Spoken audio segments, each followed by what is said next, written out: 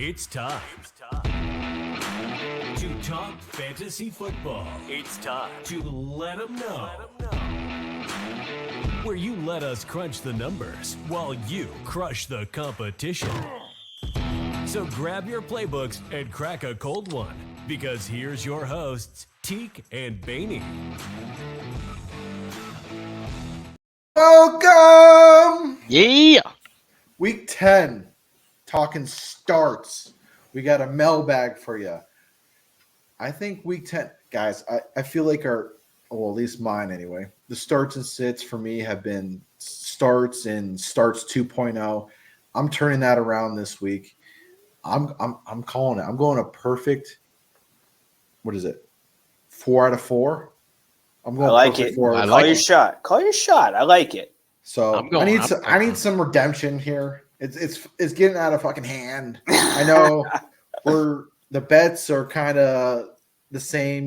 We talked about last episode, the Houston bet badge. It got me fired up. So before we get into the starts, and I don't even care how you guys are feeling because we're gonna get right into it with the mailbag. Hey guys, my name's Brandon. First time, long time, as they say. I do have a question about the second half. Which secondary receiver is going to have a bigger second half? T. Higgins or Jaden Waddle? I clearly am a little biased when it comes to this question. I know it's come up in a few conversations that I've had. T. Higgins is starting to come on. Waddle with the knee injury. We don't know about Chase. He's day-to-day as well. But I'm just interested, which wide receiver is going to have the bigger second half? Are the Bengals going to get back on track? Can the Dolphins ever beat a team over 500? I don't know, but I'd love to hear your guys' take. Thank you so much for taking my video, and we'll talk to you later. All right, guys, you heard the video. One of you wants to start, and I'll wrap us up on that. I'll take it off. Baney, I'm on top now. Yeah, but I'll let you take it. You got to point up though. Yeah. So I think it's gonna be T. Higgins. If you asked me at the beginning of the year, I would have thought it would have been Waddle, hands down. However, it just seems like if the ball isn't going to Hill in that Dolphins offense, it just looks weird. It just looks like something's not working. I don't understand it. I don't know if Waddle's maybe worse than everybody's thinking. It seems like he gets dinged up every single week. And I think Higgins is finally healthy. I think the ribs were an issue. I think they're finally good. And I also think Joe is fully back. Like, I think we finally have Joe Burr, and he's here. So that's what I'm thinking. I think that I also think Cincy has to keep the foot on the gas the rest of the year. Meaning that it's going to take a lot of Joe Burrow. It's going to take a lot of those receivers in order for them to possibly make it into the playoffs. That whole division right now, it's crazy. I can't believe how competitive the AFC North is right now. Dolphins might get into an opportunity where they can kind of skate in that division. I don't know. That's how I feel about it. And I'll take it a step further. I think if you look overall secondary receivers, I think Devontae Smith has the best second half of the season the rest of the year. That's my opinion. Badge. I like it, Baney. So, good question, Brandon. I mean, it's like T. Higgins and Waddle just swapped places. Higgins is healthy, now Waddle's hurt. You can see every time he catches the ball, gets tackled, he gets up. Watching his face wincing in pain, he's not 100%. Now Higgins is back. He's looking like the guy we thought he was. He's playing for a contract. I don't think the Bengals are going to re-sign him, so this guy's going to be finishing strong. I think he's going to be, fortunately, with Waddle's health, I think Higgins is the play here. If Waddle can get back to 100%, I mean, I do like Waddle with that offense. But to answer your question, Higgins is the way to go right now. And about the Dolphins beating a 500 contender or a 500 team.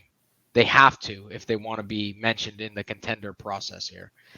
They got to do it. They got to win the big game. I mean, the teams they beat below 500, subpar, they lose the big game. So they got some games coming up. I think they got to make a statement if they want to be mentioned in the contender. So that's my opinion on all that. But Higgins is the way to go out of those two. I think, what would be your guys' answer if they're both healthy? I'm kind of curious. If both healthy, I think I would take Waddle. Like I said at the beginning of the year, when everybody's healthy, we don't know anything about anything. I thought Waddle was going to outright smash him the entire season, just because I just think he's been a more consistent receiver. Yeah, to me, both healthy. I think they're close, but based on Waddle's numbers last year, those were phenomenal. I think you got to take Waddle, both healthy. Assuming this offense keeps clicking, and yeah, Waddle. It's close though. So my answer is also T. Higgins, but I'm glad you answered that. If both were healthy, I would definitely pick Waddle. They don't play a 500 team until the last 3 games of the season. They got a bye week 10, Vegas, Jets, Washington, Tennessee, Jets. So they should win those games, how they're rolling right now. But T. Higgins just is coming on, like you guys said. The Waddle thing's concerning, man. Just watching him last game, the whole knee thing, it's scaring me in a couple leagues because I have so many shares of Waddle that it's starting to concern me, and maybe is actually thinking about me moving him fantasy wise. So that's why I'm gonna go T. Higgins. He's just gonna hit that. He's hitting that stride at the right time. Yeah, and he's playing for that contract too. I mean, Waddle, every time he gets off the ground, he's wincing in pain, it seems like. He's not 100% clearly.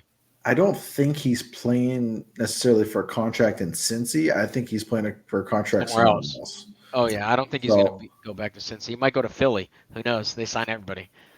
Yeah, I just don't understand that either. How you guys have so much room. But moving on here. We're going straight to the starts. We're going to go backwards this time, boys. Ooh. We're going to start with the tight end position. Oh, wow. Threw me off there. So you might have Threw me for a loopy. You might have to fluffle some papers over there. See what you got going. But yeah. And Badge, why don't you start us off? Wow. And just so you know, Teak did not tell us this. So I will be honored to start us off to show Teak I am on top of things. So my stardom of the week, I'm going Dalton Schultz against Cincy. CJ is coming alive. I mean, he's giving everybody the ball, especially Schultz. I mean, I have to roll with the hot hand. Schultz caught 10 out of 11 targets, 130 yards, and a touchdown. I mean, that's a huge day for a tight end. So that's a ginormous day for a tight end. Now coming against this matchup against Cincy. Cincy is not very good at defending the tight end position. That's enough. I'm going to continue to roll with him, CJ and Schultz. I'm starting Dalton Schultz against the Cincinnati Bengals. Baney? Badge, I had somebody ask me on TikTok literally 3 hours ago if they should start Schultz or somebody else this week. I told him the exact same thing. Since he's given up way too many yards and opportunities to tight ends this year, Schultz is an absolute lock. You nailed it. There's nothing really else to say. CJ Stroud is wheeling and dealing. And a lot of people were kind of up on Schultz at the beginning of the year, and I think he didn't really do enough to keep that mojo. But now he's hitting. It's a must start this week for Schultz for sure. I agree with you because Dalton Schultz is also my start this week at the tight end position. Bears give up the most to the tight end position. Last week, he's coming off a huge game with 11 targets there. Bears. I don't know why I said Bears. Been drinking a little too much. Cincy. Yeah, I have to check my notes. Yeah. This offense is finally feeling good. You saw CJ Stroud perform, making records there. And I'm not sold on this Cincy defense as well right now. So I like to start as well. I'm on boat with that. I like it. I'm excited for this game too. Who's next, Teak? You got us in a circus. Now we don't know what to do. I am It's Baney. you, bud. Baney, you're All below right. me. We All right. both got Let's Schultz, bud. All right, fine. All right. So I think there's 3 tight ends that are absolute locks. You guys hit that one. I'm going to pick tight end number 2 then, and it's Jonnu Smith this week. I cannot believe it how somebody who kind of was like a big name tight end for a while, fell off for a long time, is just now back into relevancy and on a team that isn't really known for wheeling the ball around. However, he's seen a massive target share. He's had some major spike weeks, and they're creatively using him in the red zone, which it hasn't worked out so far. However, I don't think that they're going to stop doing it. We saw it this week. A report came out that Bijan has been used for 1 time in the red zone. 1 time. They're handing the ball off to Jonnu in the backfield in the red zone. They're letting him throw passes. I don't know if they're smoking on that Taysom Hill pack. They're trying to get him used. But, hey, that's seriously. But in Heineke, there, I think it's just even a more reason to double down. Even Pitts had a good week last week. Drake London situation still up in the air. Don't know what's going on there. I love Jonnu Smith this week. And the third tight end was going to be Taysom Hill, but we're not going to get into all of that stuff. So Jonnu Smith, I think he smashes this week. Yeah, I mean, last week I was not expecting Jonnu Smith to have the yardage, 100 yards, 6 targets. I thought it was going to be a Pitts in London, Dave. Obviously, London didn't play, but so I switched him out for Mac Hollins. But yeah, I was not expecting it. He seems to be establishing a relationship with Heineke here. I mean, Heineke brings a different element, I think, than Ritter does. He can sling the ball a little better, I think. He looks a lot more comfortable. Yeah, Jonnu Smith definitely will be on my targets from here on out in DFS lineups, especially FanDuel. FanDuel, give us a sponsorship. Come on, man. I'm going to ask every week. Give it to us. Last week, Jonnu Smith was probably a winner for a lot of lineups, so shouting you out. He was in my lineup. Yep, he was in my lineup for DFS. That's huge. So shout out to Jonnu Smith for performing like he did. I was not expecting that. And give Pitts the ball a little bit. But yeah, Benny. So I like it as well because he is Arthur Smith's tight end 1. I don't care who doesn't believe it. Arthur Smith doesn't care either. He loves Jonnu from his years in Tennessee. And I believe it's on one of our early episodes. We were talking about transactions and where players were moving. And I was like, don't sleep on Jonnu. I didn't think we were sleeping this much on Jonnu. He had a huge game, 5 catches, 100 yards, and a TD, and a bruised tailbone as well. A nice TD, if I may add. I mean, that was a long run. Yeah, it was like a 60-yarder, I think. So that's most of his yardage right there. But yeah, I like to start as well because he is the tight end 1 there in Atlanta right now. But moving on here to the wide receiver badge. Well, you threw us for a loop here because I had this going in from the normal order. But so my start on wide receiver is going to be DK Metcalf. So here's why. I mean, I know Geno has a lot of weapons. DK only having 1 reception last week, but it was for a big gain. I think he's going to get him back on track. I think he's going to be asking for the ball. This Commander defense gives up big home run plays to wide receivers. I expect DK to have 80 yards and a touchdown and probably 4 or 5 receptions. So for that being said, against this matchup, I like DK. I mean, I know they got the big 3. It could probably go either one. I think, like I said and mentioned, 1 reception last week for a big play. I think he's going to hone in on him starting DK. Baney? Yeah. I mean, you saw what A.J. Brown did to this defense two times the Eagles have played them. They struggle with big body receivers that are explosive. Last I checked, DK checks all those boxes. I think, like you said, 1 reception, very limited last week. I cannot see a reason why he wouldn't smash this week. I think the Seahawks also know they have to capitalize on these weeks while they can because they have a tough slate ahead of them. So I think this is a good start for them. And it's at home, too. Want to add that. Yeah, I think it's a good start. I got the other end of the spectrum here. I got Tyler Lockett. So I'm on the same board as you here. Commander's secondary is terrible. I pair that with Lockett that gets the most targets wide receiver wise on this team. Just based off averages too.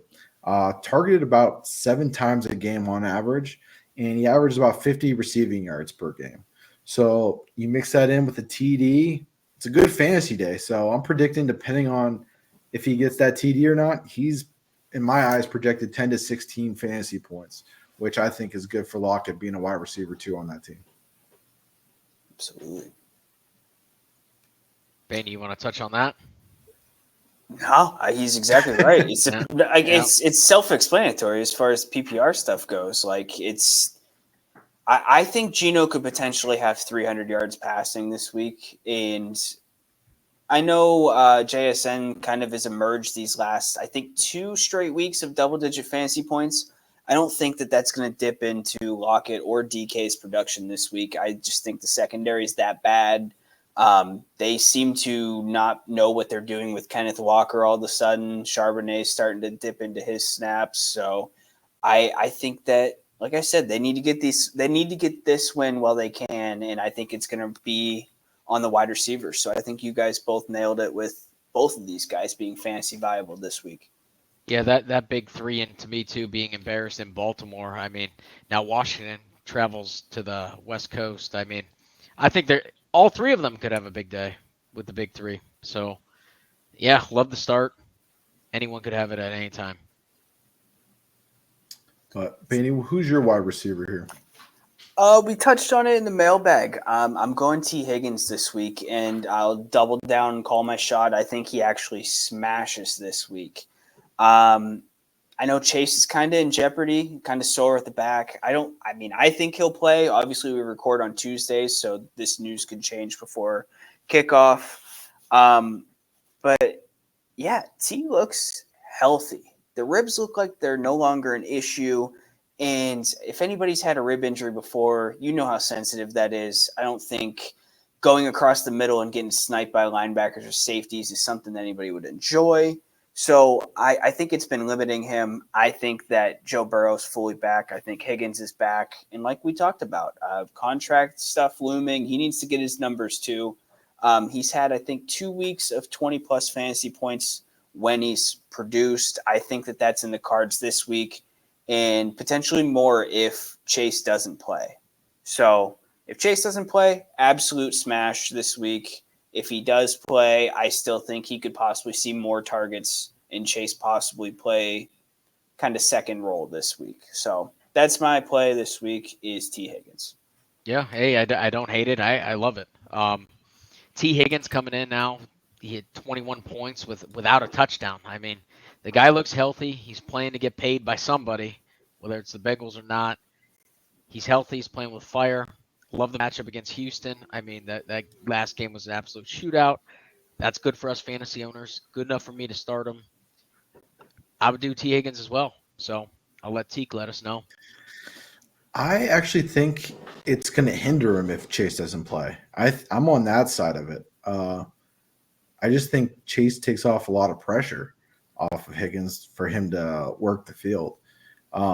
If Chase doesn't play, I think it's going to be a Joe Mixon game then.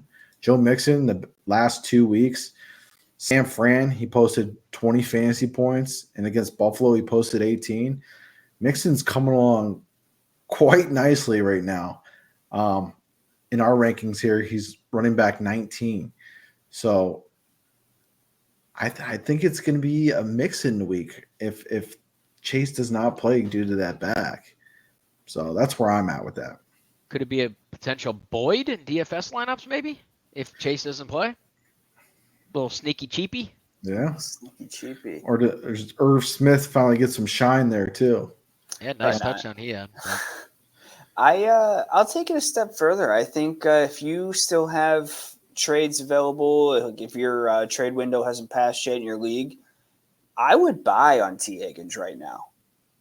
Honestly, I really would. I think Joe's coming into his own. I think T's coming into his own. And yeah, I don't think that would be a bad purchase. If you need help at that position, I think he could round that out for you the rest of the year. And you could probably find some frustrated fantasy owners that did not get what they drafted him for. Like, you probably draft T. Higgins higher than you wanted if this is all you got out of him. So I think you could capitalize on somebody being frustrated.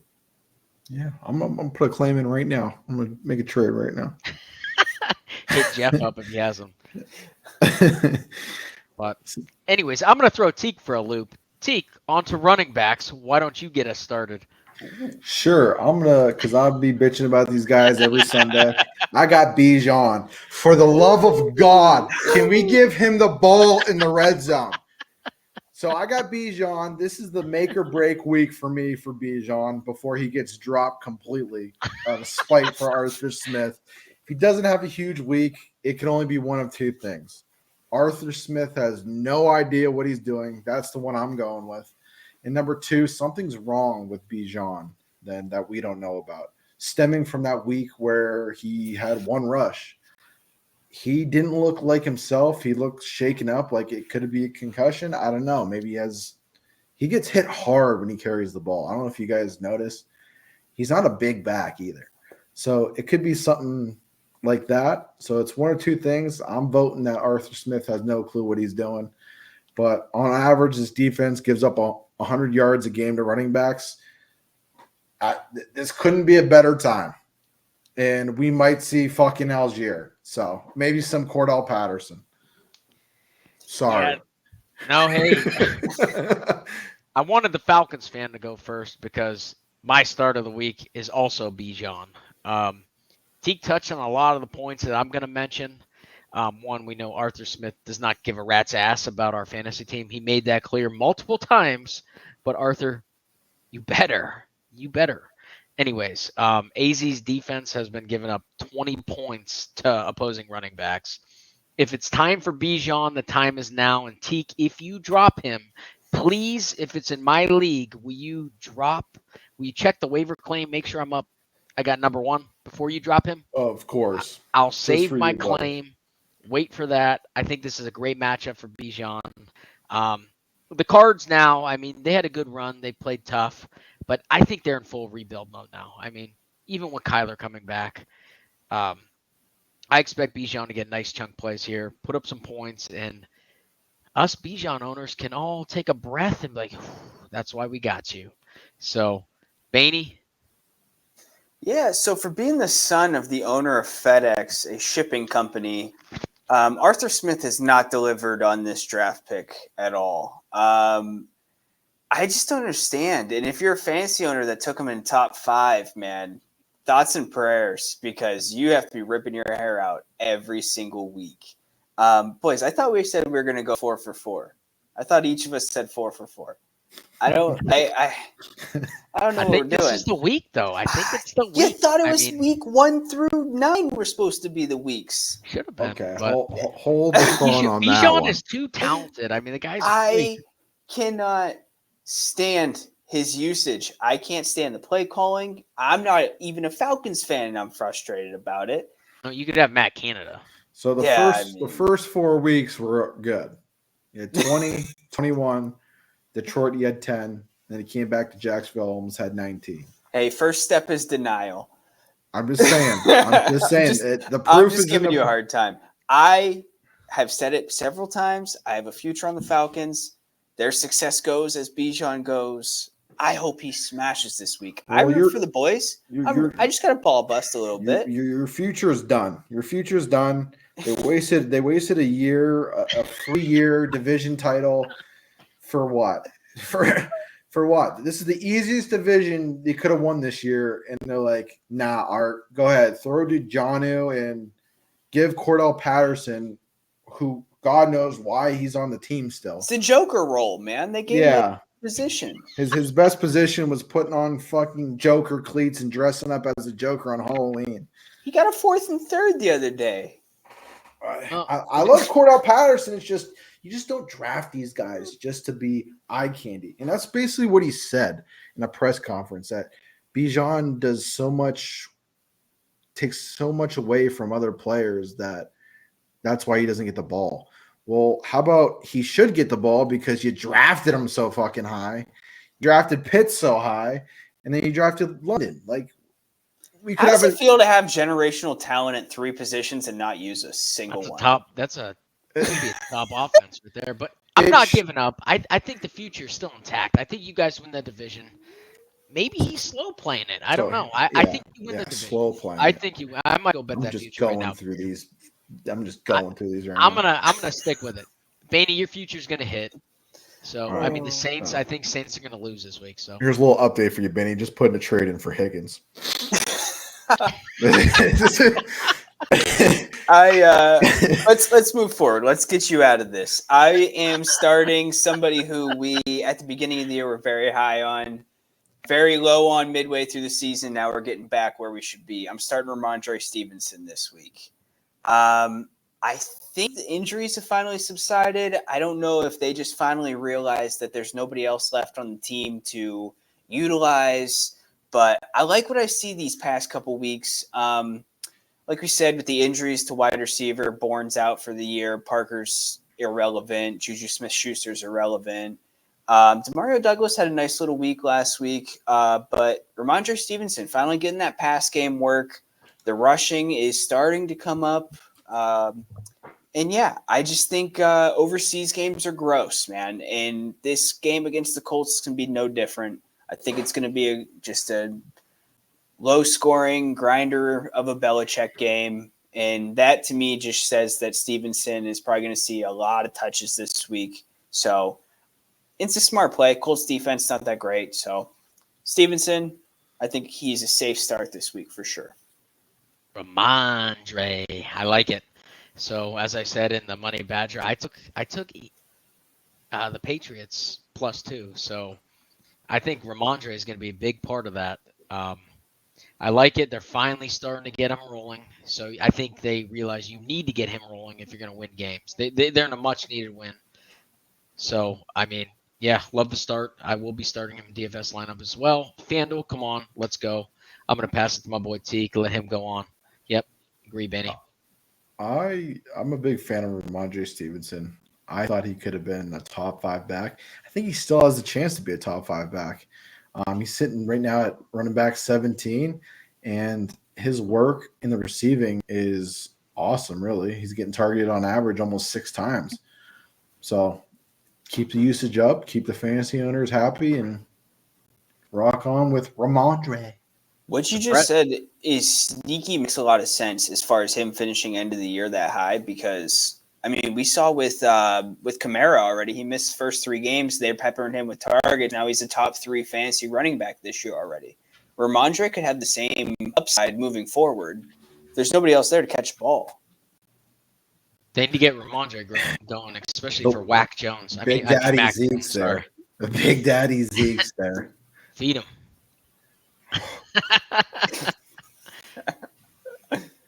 Oh man. Yeah, Badge had Bijan. Badge. Bijan, quarterback. Bijan, so. Quarterback, boys. Teak threw me for a loopy-doopy here. I feel like a flip-flopper saying this guy. I'm saying him again. I'm making it easy for our editor-in-chief and editor here, my boy Teak, our boy Teak. We appreciate everything he does.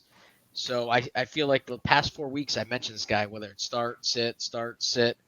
This week I am starting Geno Smith against the Commanders. So yeah. I mentioned I'm a flip-flopper. Last week I sat him. Last week it hit. This week I'm starting him. You got Washington traveling to Seattle, to the West Coast. I mean, this matchup is great. I mean, the key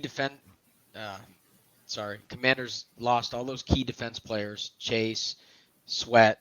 I mean, they're giving up 25 points to opposing quarterbacks here. So I love Seattle back at home, especially with that embarrassing loss in Baltimore. I'm starting Geno Smith this week. Sorry, Geno, I keep flip-flopping on you. This week, I believe, and hopefully Bainey below me believes as well. I'm going to pass it to him. Yeah, I think we talked about it enough on your DK start. I think Geno could possibly go for 300 plus in this game. As long as he takes care of the ball, I think he will have a crazy fantasy valuable week this week. Turnovers are just kind of his thing sometimes, but I can't see a situation where he doesn't smash this week. Like you said, they fire sailed that defensive line, and they didn't add any pieces. They just got picks. So I think, I think he's going to be able to exploit and take advantage this week. He has to stop turning over the football. That's his main thing. He has 7 picks. Like, he limits that down, he should be solid. This should be a big week for him, but as we all know, what things should be never are in the NFL for some odd reason. Makes absolutely no sense. But it should be a start. He should get more opportunities too. I mean, Sam Howell has 9 picks in 9 games. This guy makes mistakes. I know he shows flashes of gunslinging. I think Gino's going to get some more opportunities. So, and I guess I'm just so torn because we were talking about, trading for T. Higgins, and I'm currently trying to ship Kenneth Walker for T. Higgins, and I'm going to get mad because it's going to be a Kenneth Walker week. So that's what I'm thinking in my head now that we're talking about Gino, and Gino will he'll do nothing, and it'll be Walker all over again, and then I'm just going to be it's my luck. Well, we've been pretty spot on with Gino in the podcast, so I'm confident in this. I mean, we start him at the right time, we sit him at the right time. Yeah, as long as he throws the locket this week, so I can go 4 for 4, we'll be solid. I'm putting a lineup. You called your shot, baby. Babe Ruth calling a shot. Teak. So, everyone you say, I'm putting. But QB, Beanie. Yeah, just got to go for it, man. I'm starting Kyler. Been sitting on the IR, ready to go. I think he's eager. He's ready. I think it was smart for them not to play him against the Browns last week. And we saw what Dobbs did. We saw it. In real time, we saw it. Dobbs, multiple touchdowns, fresh off just showing up, didn't even know who anybody was, didn't know the snap count, didn't know the plays, nothing, was able to take apart that defense. Makes me very concerned. I think Kyler is maybe not going to throw for a ton of yards, but I think he's going to run for a ton, and that's worth more than passing anyway, possibly a rushing touchdown, also worth more than a passing touchdown. I think Kyler is going to show out. We're talking T. Higgins playing for, possibly his audition for other teams. I'm not convinced Kyler is going to be back on the Cardinals next year. I think he has put some good tape out, and they're probably going to move him on draft day, or at least up close to it. So that's what I'm calling my shot. Kyler's going to put some tape out the rest of the year. I don't think the Cardinals are going to win games necessarily, but I think he's going to have some good fantasy weeks moving forward. Bainey, the boldness of this start. I like the boldness. To me, I think Kyler Murray could have been ready to play, but why are you going to start him against the Ravens and the Browns? So that makes sense. Two top defenses. So I think the health is there. That's a bold start with his first game back. The only thing that worries me is a little rust, but now's the time to start him. I mean, you can't start him against the Ravens or the Browns. I mean, if the guy's healthy and he's practicing, hopefully the rust is not there, but that's my only concern. So I like the boldness. So I'll let Teak take it. All right, we're done bashing. We're sticking up for the boys this time around. So I'm going to tell you why you're not going to start Kyler Murray. Okay? Got rust on him. It's not like he's participating in live action drills or anything where it's game worthy. He's coming back. Yes, Dobbs, Levis, whatever. Guys, they said, guys, we're not prepared for it. We're not good against. Well, Kyler has tape out there, even though he hasn't played this season. And just to go off, there's a secret defender you guys didn't even mention that is going to prohibit Kyler from putting out and producing. I don't know if you guys know this. In 3 days, the new Call of Duty comes out. That's our 12th man right there. So if you're not getting on board with that, I don't know where you're going. If you like narratives, that's the biggest narrative of all. You're hearing it here first. Kyler is going to get shut down due to the new Modern Warfare 3. Kyler, if you're listening, drop your gamer tag. We'll play with you. I would love to play with you. So drop your gamer tag, Kyler. and let's squad up. I mean, we're decent, but Listen, Kyler, we squad up. Listen, come to Atlanta after that. Free agency or trade, whatever. I don't know if he is. I don't know what I'm saying, but they're going to trade for Kyler because we need a QB. You're going to look at all the weapons. Art's going to be gone. I'm predicting the future. Art's going to be gone once you beat us, and everything's going to be good in the world. You'll get a trophy in Atlanta. That's my prediction. We guys need a just calling Q. their shots all night. So, but this week I got to stick up for some part of the Falcons at some point. Can't just let you hoof me over here. I mean, Heineke. So, Badge, go. Or you went Gino. You went Gino. Smith, you're up, buddy. Is it You guys got Heineke? me. Or is You it guys, Pickett? no. You guys got me going today. I So think you got yourself going when you brought Bijan into this. We've just I been think you got him spiraling going since. with don't even start that because you messaged me about Bijan. You tagged me on Twitter about Bijan. So for QB, I got Jared Goff this week. This defense is terrible to begin with. Then they trade J.C. Jackson for nothing. This offense has been clicking recently, and in my eyes will be a shootout for Week 10. QBs are averaging around like 320 yards and almost 2 Ds a game versus defense. Equals around 24 fantasy points per game for the QB against the defense. So I think that's huge. Jahmyr Gibbs is finally they're finally using him how Bijan should be used. And Jahmyr Gibbs is going to be probably that fantasy winner here coming up. I like it. I'm going to like it even more if you use the Willy Wonka Halloween costume that he dressed up as for his player card graphic that you put up. Just saying. Who dressed up as Willy Wonka? Goff. Did he? I didn't see that one. It's fire. It's a fire little bit there. But yeah, dude, I love Jared Goff.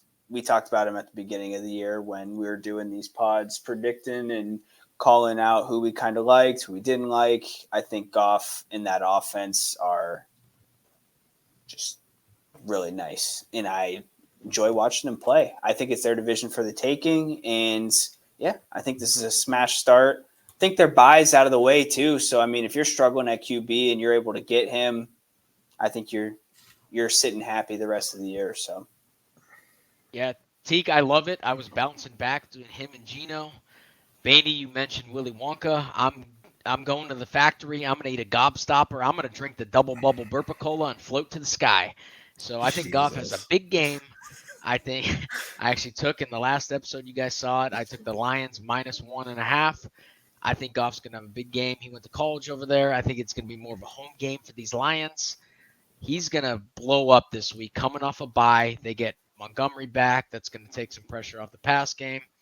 He's going to light it up. So, like I said, I bounced back and forth within him and Gino. Love the start. Love Goff. Starting Goff in some lineups this week, boys. So I got a little question for you guys. If both are healthy, I had an argument about this before the season started. Who is the better quarterback for the Lions? Jared Goff or Matthew Stafford? It's so hard because Stafford didn't have this like staff, and outside of the Megatron years, he didn't have weapons. So switch them. Would Goff Just put up the numbers Stafford did with his team around him, and would Stafford put up numbers with this team? Man, I think Stafford on this Lions team, fully healthy, would be awesome. I do. I think it would be. Goff is interesting because Goff went to the Super Bowl with the Rams without really having too many bits and pieces there. But I think I'm going to draw a line in the sand. I like prime Stafford on this specific Lions team, I think would be my pick. Yeah, are we talking fantasy-wise? I think this is very fantasy made-up land. So. Yeah. I mean, Stafford always. I'm talking both, baby. I'm talking, can he take this Lions defense to the promised land? Can he take the pride to the Super Bowl? Yeah, I mean, healthy Stafford with this team, yeah, I think he could definitely produce. Goff has done a great job, in my opinion. I mean, I felt bad for the guy when they just dumped him over to Detroit in that situation, but the guy sees the opportunity, and I love that about Goff right now. But yeah, Stafford healthy, I think he's in their prime. I think you got to take Stafford, but right now it's all Goff. I'm checking you. Well, I'm checking you on that. I'm Well, taking if he's healthy this year, I'm taking Stafford this year. Did you know who Tutu Atwell was before the season started? No, you fucking didn't. Did you know who Puka Nakua was before the season? No, you fucking didn't. Stafford makes wide receivers, dude. He does, yeah. He does. I don't disagree. Excuse my language. See, we talk about the Falcons, we get them all fired up. Don't talk about the Steelers because we have two people. It's been a long. At least you have a winning record. It's been a long night. I don't know how. Bainey, do you know how? Don't answer that. And David Montgomery should be coming back. Yeah. So, I mean, that's a great start this week. But that wraps up our starts for the week. I'm telling you right now, I'm going 4 for 4. Probably not. But hey, we're rooting for it, though. You called your shot. I'm doing it. I'm taking it. Leave it in the comments. Hashtag 4 for 4. 4 for 4. Leave it in the comments. Drop support for your boys. But please subscribe to the YouTube channel. It is totally free. 60% of you are not subscribed to the YouTube channel. I don't know how many times I got to tell you. It's free. We're not charging a dime. Should we? This is great content. I think we should, boys, but we don't because we're nice guys. Hit that subscribe button. Yeah, it's all love here. Get Discord access too. Hit the notification bell. We post. There'll be 3 episodes a week. Shorts rolling 2 during the week as well. The boys been slacking on the shorts, but I'm gonna get them to do some more shorts here. Our other TikToks, Twitter, Instagram, Facebook, we are everywhere. Pretty soon there's gonna be billboards. I'm telling you, the stock is hot, the block is hot, and we can't wait for you guys to tune in to the next one. Thank you for listening to another episode of the Let 'Em Know Fantasy Football Podcast. Join our community and follow us on all socials or keep up with the episodes on YouTube, Spotify, or Apple Podcasts. I'm already in basketball mode.